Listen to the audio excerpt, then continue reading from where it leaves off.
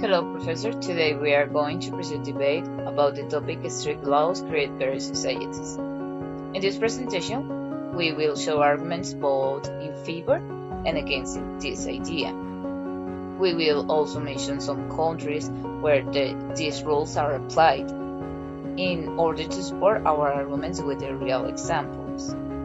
My name is Alexandra and I am here with my classmate Nicolas, Karen, and Lenny for present. So we will start.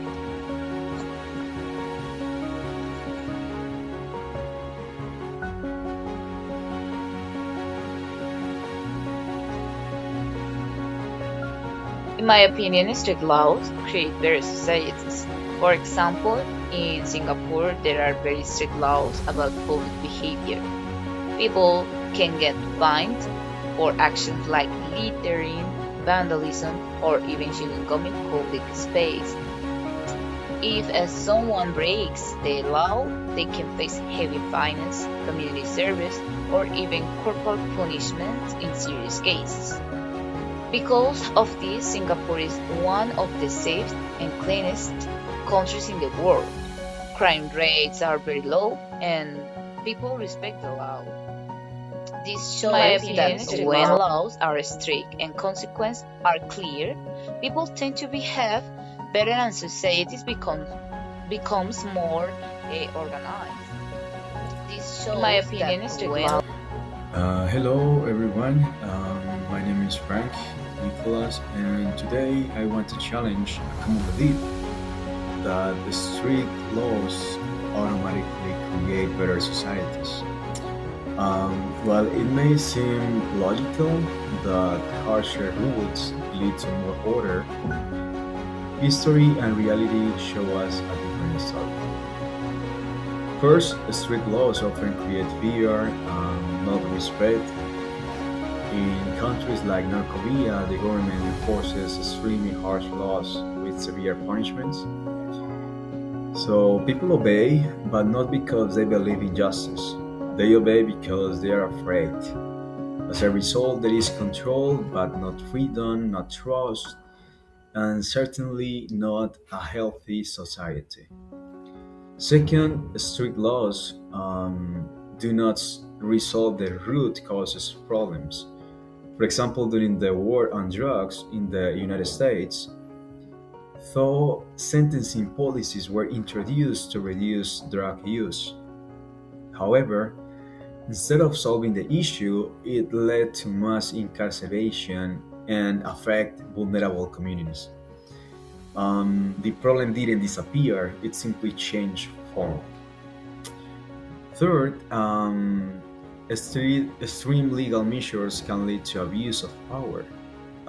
For example, in El Salvador, recent iron fist policies have reduced crime rates in the short term, but they have also raised serious concerns about human rights violations and unjust arrest. So this shows that strict laws can bring quick results, but at the cost of fairness and justice. Finally, history teaches that early strict laws can even backfire.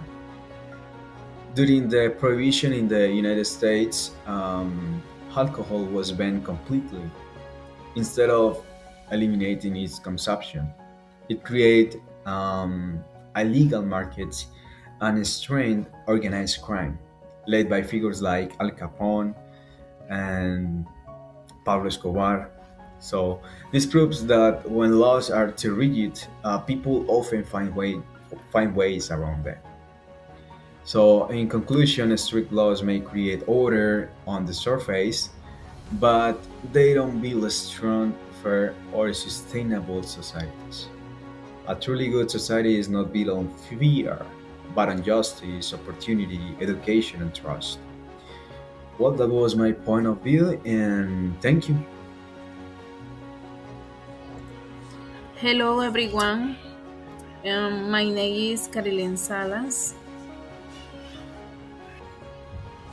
Hello everyone.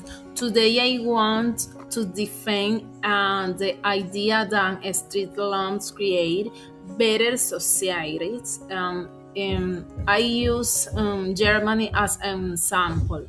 In this country, there are not only first lamps, but also cultural norms that guide daily behavior or daily routine.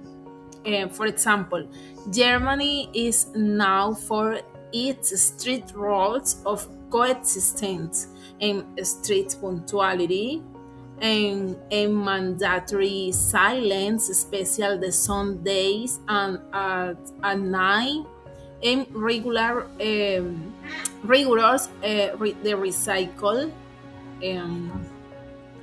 the recycle and respect for traffic lamps.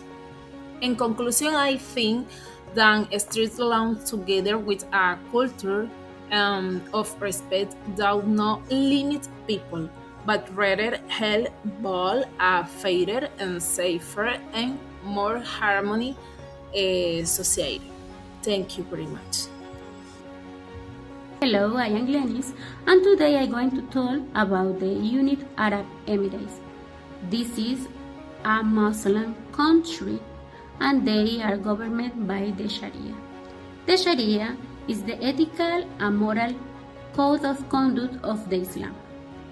However, in this country are living too many different nationalities and they don't have to follow all these rules.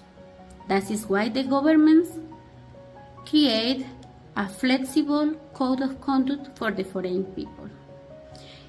In this code are including rules like it's not allowed to drink, eating, or smoking during the day in the Ramadan.